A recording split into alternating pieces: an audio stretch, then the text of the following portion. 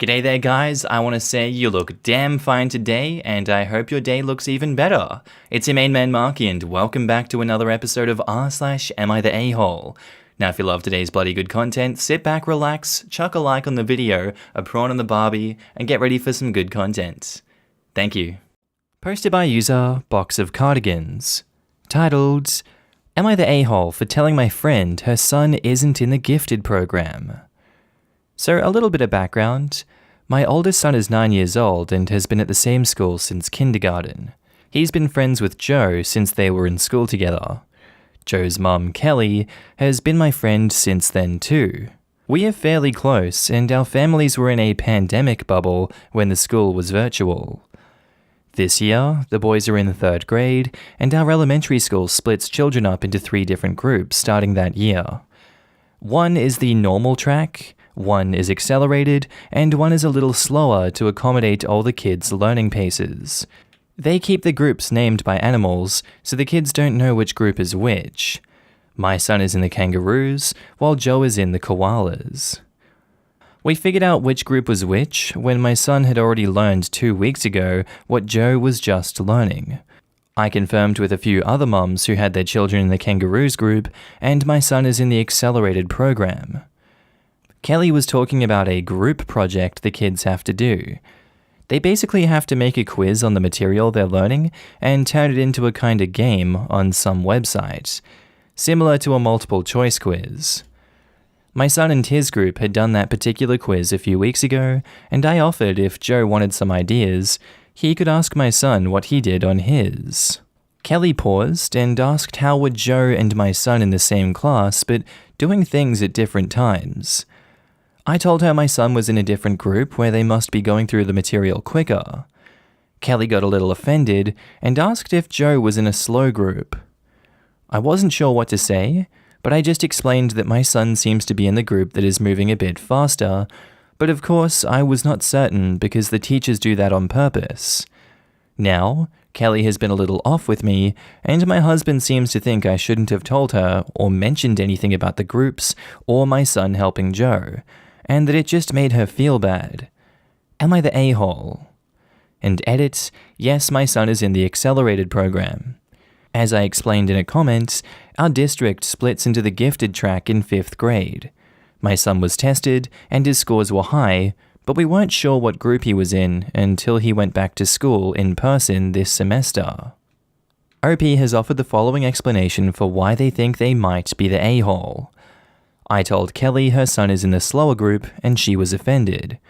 I've been told I'm the a-hole for saying that, and even revealing what group and what pace my kid is at.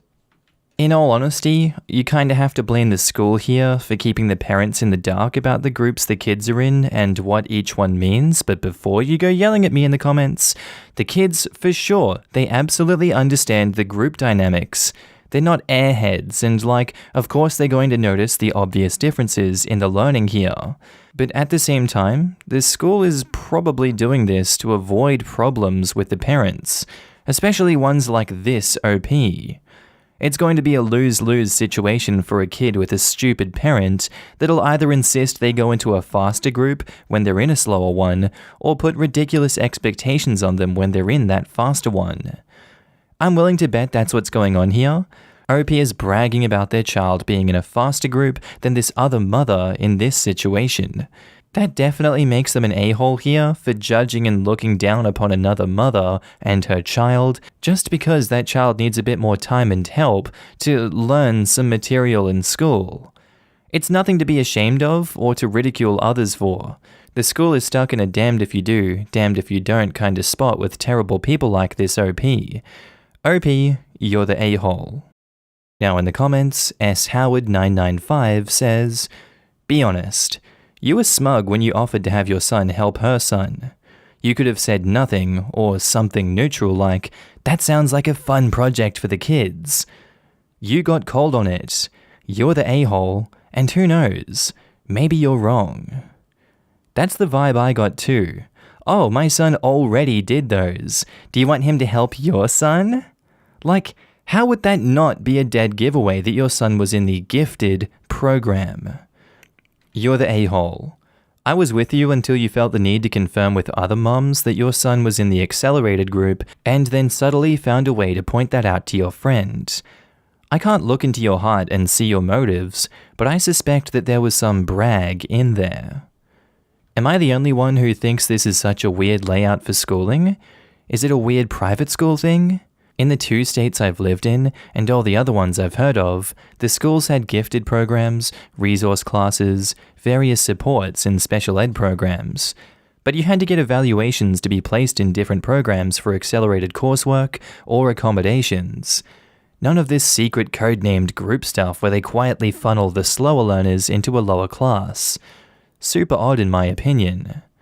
Edited to add, and of course in special ed, we had diploma track kids, who did the state standard tests and whatnot, and the non-diploma track kids who were usually ones who had diagnosed intellectual disabilities and did not do grade level work or take the standardized tests. But that's a different thing entirely than what OP describes. You're the a-hole.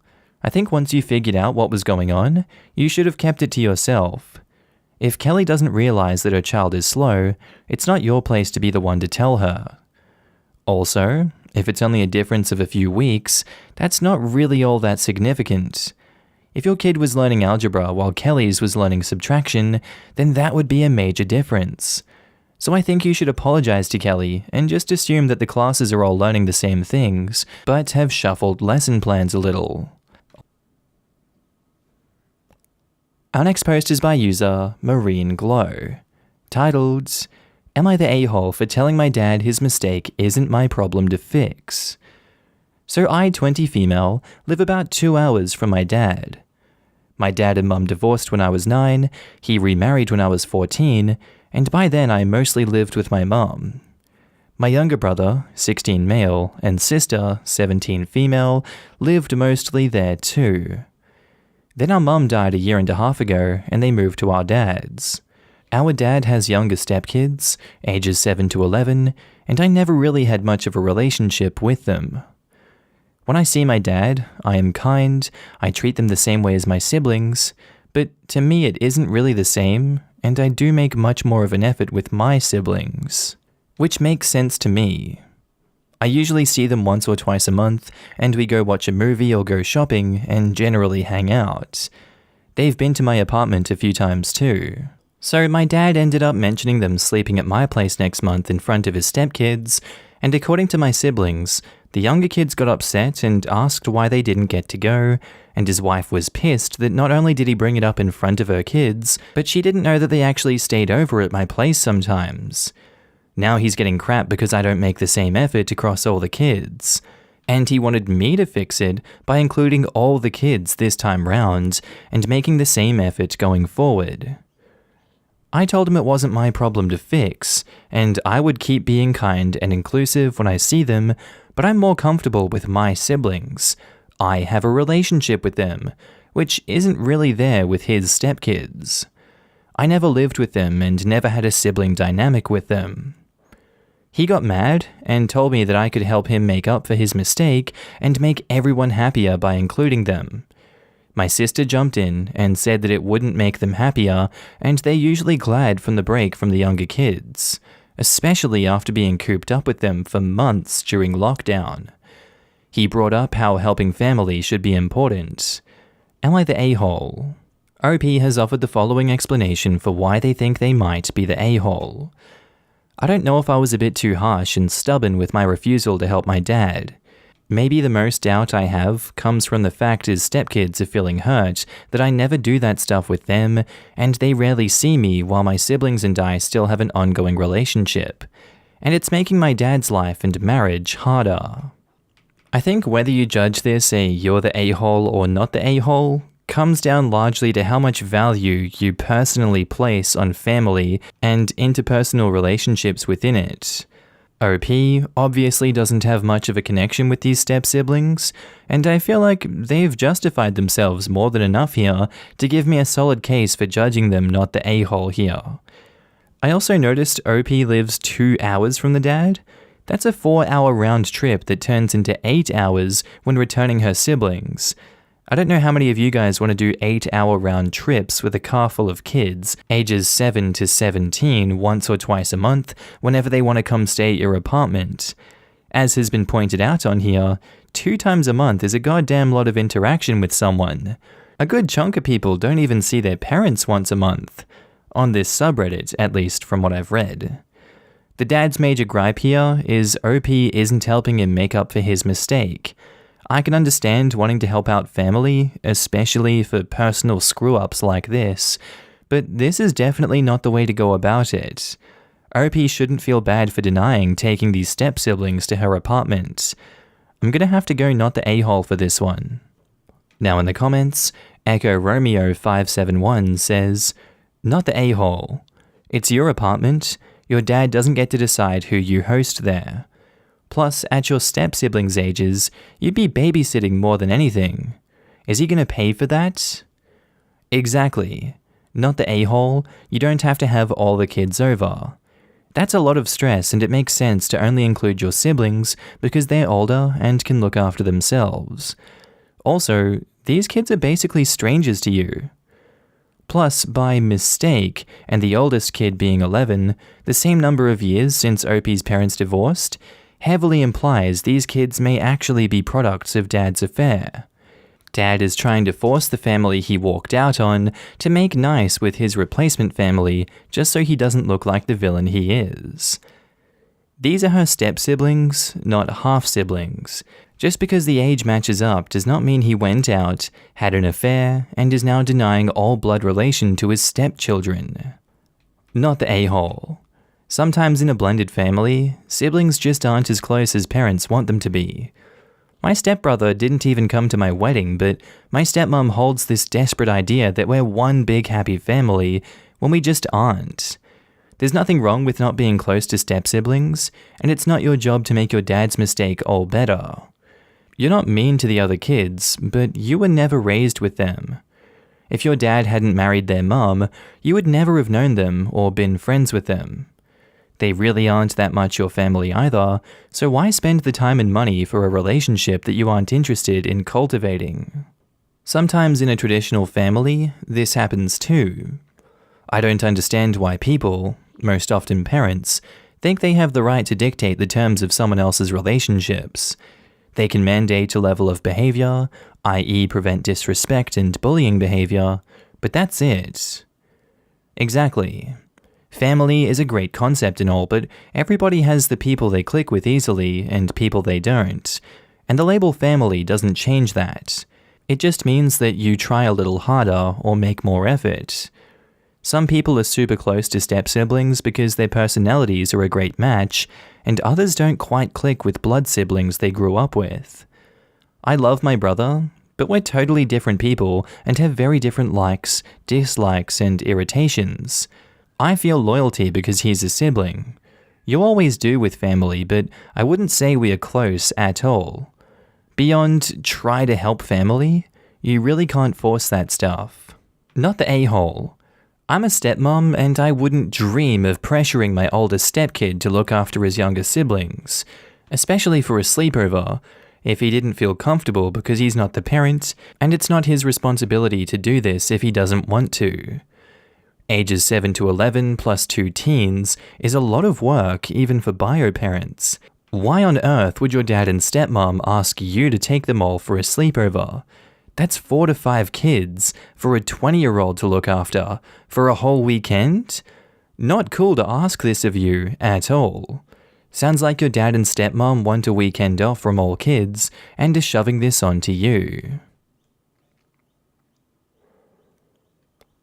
Our next post is by user Throwaway Corona Baby 1, titled, "Am I the a-hole for wanting my parents to meet our newborn before my wife's mother?" Okay, so hear me out. English is not my first language. I'm male 27, and I just had an argument about this with my wife, female 24. 2 weeks ago, we had our first child, and she's a healthy baby girl. Some background. She's the first grandchild on both sides. I come from a large family with 5 siblings, and my wife grew up as an only child in a single-parent household. Now, my wife is very close to her mother, which is understandable, and me and mother-in-law have a great relationship as well. Our original plan was for mother-in-law to move in with us during the later stages of the pregnancy because my wife wanted her there for support, and I completely understood and had no issues with that. Now the issue is that mother-in-law lives abroad, and as you all know, the pandemic has happened, and mother-in-law's country went into lockdown and pretty much put a stop to all international travel, so our original plan didn't happen. Might guess that one's Australia, but who knows? This made my wife very sad. She had been looking forward to having her mother close again, and I completely understood that. Pregnancy is scary and is no joke. My parents and 3 of my siblings, however, live 2 houses down the road, and during the pandemic, we've been keeping them in our bubble. We've been having dinners and hangouts regularly. Now, here is our issue. We've been home for 1.5 weeks. We've not seen anyone, and again, I have not pushed us to see anyone. But I did ask my wife when she reckoned that she was ready for my parents and my siblings to meet their new niece and grandchild. She replied a bit annoyed that she wanted her mother to be the first one besides me to meet and hold her in real life, and that this was very important to her. Under normal circumstances, I would not object, but we don't know when they will be opening up for international travel, and for mother-in-law to be vaccinated and to fly over the Atlantic could potentially take months. Well, there goes my Australia theory. I said it was really unfair to let my family wait for such a long time to meet their first grandchild, especially when they live so close. This did not sit well, and my wife and I had an argument. She said that since she gave birth and carried the pregnancy, she had the final say. Normally, I would agree, but we don't even know when mother-in-law can come over, and I really want my parents to meet our daughter as well. They are eager. They have not pushed or asked in any way, but I can tell from talking to my mother that she can barely contain herself. My wife called me a massive a-hole, and that I refused to listen to her and could not possibly understand what women go through.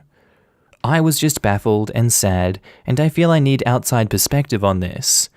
Would I be an a-hole if I took our daughter to see my parents? This is a tough one, and I think it requires a bit more reality and grounding than the wife is allowing in this situation. It could be months before those parents are able to come and visit the child.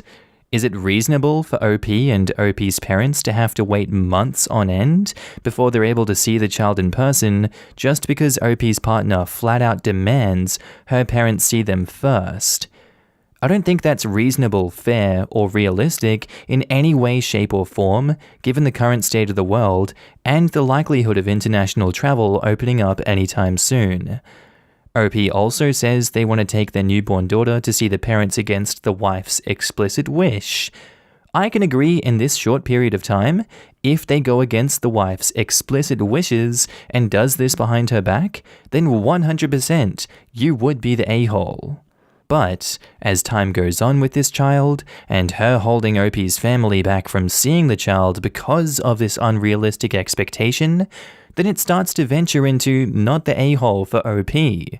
More likely, she's the a-hole for expecting something that just simply cannot happen anytime soon.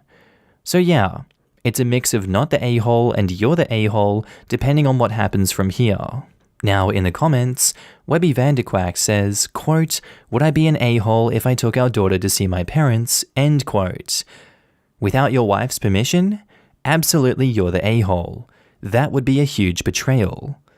Obviously your child is likely to meet your parents before hers, but now is not the time to push this. You shouldn't be starting arguments and complaining about what's really unfair when your wife is only 10 days postpartum, coping with her first newborn baby and missing her mother. You need to back off and be kind. I was also thinking maybe wait for a bit longer than 1.5 weeks out of the hospital before going into this topic that is clearly very important to her. I would put everyone sucks here because of her comment on having the final say because she gave birth. Absolutely agree. They are yards away and can't meet their first and only, so far, grandchild until some unknown date that her mum's country ends lockdowns. She gets vaccinated. It takes a month between the 2 shots, plus another 10 days to be fully effective, so another 40 days if that starts tomorrow minimum, and then has time to be around long enough? Plus, I gave birth, so I have the right to dictate things, is not an acceptable attitude. That's where she's the a-hole. If you aren't there yet, but if you did it behind her back, you would absolutely be the a-hole too. I would consider having a discussion with you, your wife, and her mum. This could backfire if she says yes, wait for me to come in 2 months minimum. Explain your issues and whether it will really take anything away from her mum to have the support of your entire family with things. They would be able to help with household chores and whatnot. And remind your own family that postpartum, the best help they can give is not with the baby, but with literally anything else. Letting mum be mum and helping with things like cooking, laundry, vacuuming is the best support they can give. Although they should also get some baby time too. I call BS. OP seems to have been ready to accept all of her conditions. He was perfectly happy enabling her to get what she wanted. It's nobody's fault that the pandemic has shut down the world, but with mother-in-law living abroad and having no certainty of when she'll be able to get her grandchild, it's incredibly selfish of her not to allow OP's parents to see their grandchild when they're just a few doors down. It's not like OP's wife said nobody for the first 2 weeks, so your 10 days postpartum argument holds no water, as we're to assume had the plan been carried out. The grandma living abroad would have seen the child within the first 24 to 48 hours, since she would have been there for the end stages of pregnancy. I've got a newborn baby as well, and her mum was here 2 days after giving birth. If my wife's mum couldn't make it to see the baby for whatever reason, and she told me that my mother couldn't see the baby, I would consider that she's holding my child hostage. This blanket allowance for OP's wife to not allow her mother-in-law to see the baby would be met with harsh criticism if the roles were reversed. Are you really thinking that the mum should be allowed to keep her child from the other side of the family for several months, just so her mum can be the first one to hold the kid? That's a level of selfishness I can't comprehend, and it's a total lack of respect for OP and OP's family. Unbelievable that you assume the mum acting like that is in any way acceptable. I don't understand why men get zero say in these things, but alas, that's the world we're living in. Not the a-hole for feeling that way, but you would be the a-hole if you took your daughter to your parents behind your wife's back. Maybe try to include your mother-in-law in your life more. Video chats and maybe send her a lock of the baby's hair. That way you can show your wife that your mother-in-law is important to you and to your baby. After that, you can revisit the meeting your family thing. Your wife is maybe being a little unreasonable, but actively doing something to upset her would be an a-hole move. She's still your wife. Best of luck to you. And our next post is by user Peanut Assassin or Not, titled, "Am I the a-hole for contaminating honey with peanut butter and not telling my peanut allergic housemate?" Yeah, this sounds bad, but hear me out. I live with fake name who is allergic to peanuts. He says he's fine if I eat them around him, but be careful with cross-contamination. I limit my peanut consumption, don't eat peanut foods around him just in case, and am careful when I do. I clean everything after. I don't want to take any risks because it's not my risk to make. It's been 2 years and hasn't been a problem until last week. I have a doting mother who loves giving fancy gifts, like my Easter basket this year, which had not been much in the way of chocolate, but much in the way of homemade preserves and a jar of honey. Not your supermarket plastic tub, but a proper glass jar, and looked so fancy, I expected to see the names of the bees listed on it. Nope, just the location the bees lived in. Now, we have some food rules. Bottle of milk in the fridge, ours. The fancy honey with the name stuck on it for good measure, mine. We're pretty good with not stealing each other's food, so I feel pretty safe with leaving fancy stuff in the kitchen. Only, I don't have much opportunity to eat fancy honey. I mean, pretty sure you're meant to do something special with fancy honey, right? Probably, but I don't know what. So last week, when I made myself some toast, I made a childhood favorite: peanut butter and honey on toast. And because it was my honey with my fake name taped across the top, I didn't think twice before dipping that peanut butter knife in my fancy honey. Probably a waste of fancy honey, but we were out of regular honey. After that, I washed the knife and plates before putting them into the dishwasher and wiped down the bench just in case. I wasn't home a couple of days later when Fake Name decided to help himself to my honey. Now, following a hospital trip, he's home and safe, and we've had a chat about how to prevent such things in the future. But the question has arisen: who here is the a-hole? Me for not writing "contains nuts" on the contaminated honey, despite knowing my fake name is allergic, or Fake Name for looking at my fancy honey and deciding to help himself to just a little bit. I mean, it's pretty annoying to have someone else eat your food, but the punishment shouldn't be a potential death sentence. And let's face it, who hasn't swiped just a little bit of a spread or condiment which doesn't belong to them? And time to fess up here, I'm the reason we were out of regular honey. We can't decide. So tell me, Reddit, am I the a-hole? And there's some edits. Whoa, did not expect this many comments, can't answer them all, so I hope I didn't miss any. Question: why didn't Fake Name have or use an EpiPen? Answer: he did. The EpiPen is to keep him alive until the ambulance arrived. Question: why is it your fault there's no honey? Are you a honey guzzler or hoarder? Are you Winnie the Pooh? Answer: gifted Easter basket at Easter, ate chocolate, ate nothing else because it was kind of fancy. Fake Name himself continued to eat the regular, communal honey, which is a cheap squeezy bottle. I happened to use the last of the regular communal honey, so added it to the shopping list, but no shopping took place between me using the last of the honey and Fake Name eating my honey. It was a matter of days, not weeks. I am not Winnie the Pooh. Why didn't you rush out to replace the honey as soon as you finished it? Because it was honey, not toilet paper? How often do you go grocery shopping? About once a week, though that seems unusual to some people. And do you usually steal each other's food? Do you resent each other for stealing food? No and no, but that said, a dab of honey is no great crime. Who had to pay his astronomical medical bill? The taxpayer. It's called public health. And do you two hate each other? Nah, we had an initial argument, mostly because we were both, him especially, scared crapless over the incident, but it soon delved into a "I'm the a-hole. No, I'm the a-hole" kind of discussion. Based on that form of argument, then I'm inclined to say no a-holes here for this one.